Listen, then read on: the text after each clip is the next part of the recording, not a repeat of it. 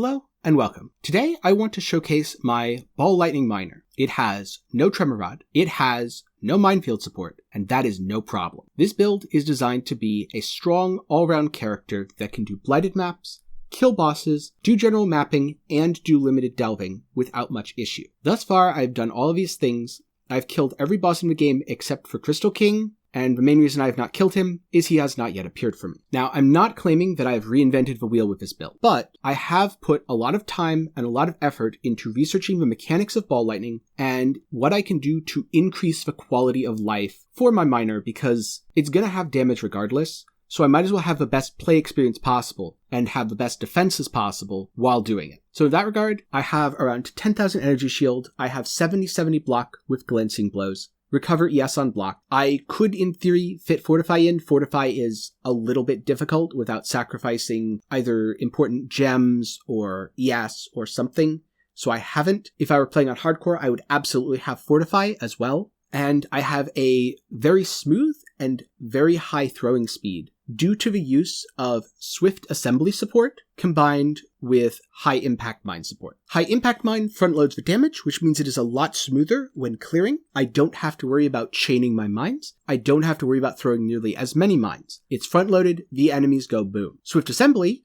gives me a consistent chance, roughly 60% chance between all three options, to throw more mines when I am throwing mines. This is a lot better than using something like Minefield because it doesn't slow down my throw speed. I'm still very mobile. And if I'm using Detonate on left click, I'm not really penalized in any major way. There are times when obviously I do want to set up for a boss, but if I treat this build mostly as this is self-cast that just happens to deal damage via mines, it plays very well. And then finally, the last thing that I've done is I've focused on slowing the projectiles down a little bit with adjacent animosity, and I've increased the area of effect so that my AoE radius on ball lightning is 29. This gives me closer to the full damage of the projectiles, because ball lightning deals damage to enemies within its area of effect every 150 milliseconds. So the wider you can make this area, the more room for error you have, where you don't have to throw on the exact edge of the AoE. You will still clip enemies, you will still deal damage to them.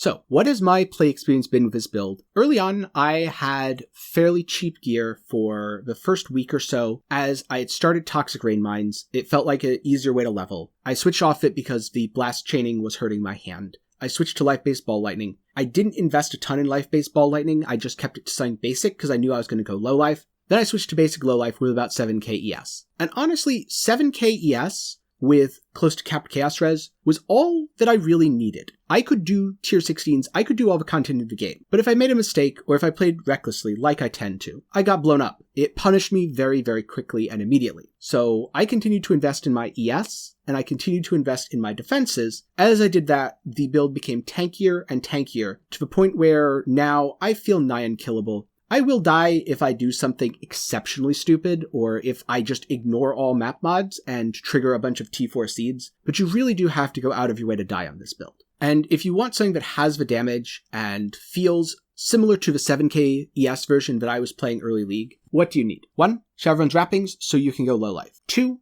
Presence of Chiula for the quality of life of not being stunned, and also the extra bit of ES. 3. A shield with recover ES when you block, and reduced mana reservation to fit in all the auras. 4. A thread of hope, so that you can take glancing blows. And 5. Any half-decent weapon. Something with Takatis, something with plus gems. Anything like this will be fine, you don't need anything too specific. A conductivity on hit ring is also nice, but definitely not mandatory. If you have all that, you should be able to do Cirrus. You should be able to do Cirrus 8, Uber Elder, probably Cortex, just be careful of some mods. Delving down to 3-400, tier 16 mapping, some delirious mapping, you name it, the build plays extremely well. And it's a very good all-around build. You could harvest fine on it. In fact, being able to prelay your mines as the harvest is starting up, great. I'm not really going to talk about the very basic gearing or the leveling beyond that. You can level as Life-Based Ball Lightning. You can level as something completely different. Spellslinger comes to mind. What I'm going to talk about, because this is a build showcase, is my build as it stands now and how I got the gear that I did. The short answer is I used a lot of the crafting methods, which I have outlined in my crafting videos. Check my channel. There's crafting videos on how to use the garden, There's crafting videos on how to use things like essences. In this case, I did mostly fossils, and in that regard, my upcoming video that should release a couple days after this, if you're watching this when it first goes live, should explain a lot more on the detail of the process. But what I was looking for is, what do I want from a piece of gear? How can I get it? And should I just buy it or should I craft it myself? When it came to something like my boots, I got them very early league. They were a few chaos orbs, and then I added the resist. So that was mostly I should buy it. My belt, I completely crafted myself. My gloves, my helmet, I crafted all those myself. They are all pieces that are very expensive to just buy. Not that expensive if you're willing to incrementally upgrade your character over time to craft yourself. So I looked at, I want a lot of damage on my belt. I put damage on my belt. I want a lot of damage and a little bit of chaos res on my helmet. So I fixed good ES prefixes, and then I added damage and throwing speed and a little chaos res to my helmet. Don't look at it as trying to make items that exactly match mine immediately. Upgrade it incrementally, upgrade it over time. As you slowly improve, the build will feel better and better, and it's not that expensive if you're willing to have the patience to upgrade incrementally, as opposed to, I just want to buy this full thing. If I had to guess, to buy gear that is exact copies or functionally the same as mine, it's going to cost you, let's just say 100x. Especially if you get the Wise Oak bound stuff, that's kind of a pain. It did not cost me 100x to make all of this. And again, when I had 7k ES, I had pretty basic low-life gear. The build felt fine. I did some Blighted maps. They were good. I did Tier 16 maps. They were good. I killed Uber Elder. I killed Awakener 8. Would I die sometimes on Awakener? Yeah. If I tanked a die beam, I was probably going to die. But you know what? It's not that hard to just dodge the beam. And most of the other incidental things, the storms didn't hit too hard. The ground effects, they hurt, but they weren't crushing. If you play well, and if you don't intentionally face tank things, this build performs wonderfully. It is one of the smoothest, high quality of life builds with as much damage as I would want from it that I have played recently. And then finally, who would I recommend this to? I would not recommend this to players looking to make a build on a 50C budget. Number one, you don't make good builds on 50C budgets. Your gems,